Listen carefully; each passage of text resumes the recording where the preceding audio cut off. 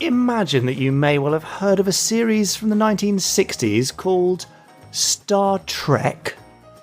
Star Trek. Did it amount to much? Did it come to anything? Not really sure, but I'm hoping you've heard of it, perhaps. I'm familiar with it, certainly, yes. Okay, well, you might have heard of it, and we occasionally mention it on this podcast, particularly when there's an Anderson connection. Well, today we've got one of them, and it's extremely tenuous. Oh, great, that's my favourite. I knew I was going to love it. The best kind of FAB Facts are the tenuous ones. So, the special effects for Star Trek sometimes compare a bit unfavourably to those of the Anderson shows. I don't think that's unfair to say. After all, Derek Meddings and his whole team were striving for rather cinematic standards. Without the benefit of Lou Grade's unlimited support, the competition sometimes seemed like it was just trying to get done on time and on budget, which is, part of the job. Absolutely. But you might be forgiven for thinking that the effects of Star Trek were produced by Gerry and Sylvia Anderson because the company that did produce them was called Anderson and Co. Was it now? Yes, it was. Ah. Also known as the Howard Anderson Company, Anderson & Co. was founded in 1927, so 2 years before Dad was born. Very good. Look at you being very on/off brand. Go on. Now, in the 1960s, they were being run by two of Howard's kids, Darrell and Howard Jr. Uh-huh. They were a relatively small operation and struggled to keep up with the workload on Star Trek, which was very ambitious, as you can imagine. Yeah. Now, despite the names, the Howard Anderson Company is in no way connected to Gerry Anderson.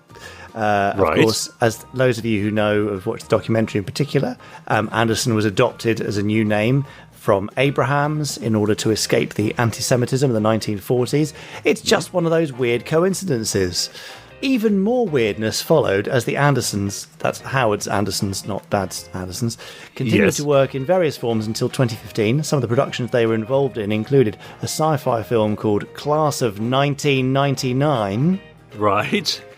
And some film some people may have heard of called Team America. Get away. Really?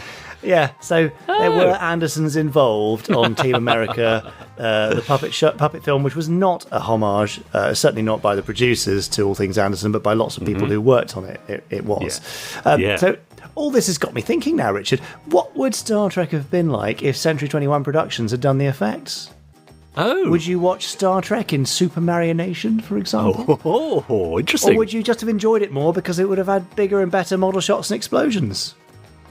That's quite interesting, isn't it? We'll probably never know. Well, unless there's some interesting film canisters hanging around somewhere that have got some unknown effect shots that Derek and team did. It's not going to be something we're going to see anytime soon. But we'd love to hear your thoughts on a Century 21 Star Trek. You can email us at podcast@gerryanderson.com with your thoughts and ideas. So there you go. Well, that's very interesting. These days it's the done thing, isn't it, to have a musical episode of a TV show or a slightly kind of off-kilter episode. Well, wouldn't it be fun for something like Strange New Worlds, the latest Star Trek series, if they had a Super Marination episode? It would be very strange, but was somehow explained quite off-brand. But within the story of that. Well, I think it would work. I could see that. Okay, well, I look forward to seeing you submit your script for Strange New Worlds filmed in Super Marination. Good luck with that one. 5. No. No, that's it would never work. I don't think so, but who knows? Anyway, there you go. Super tenuous FAB Fact.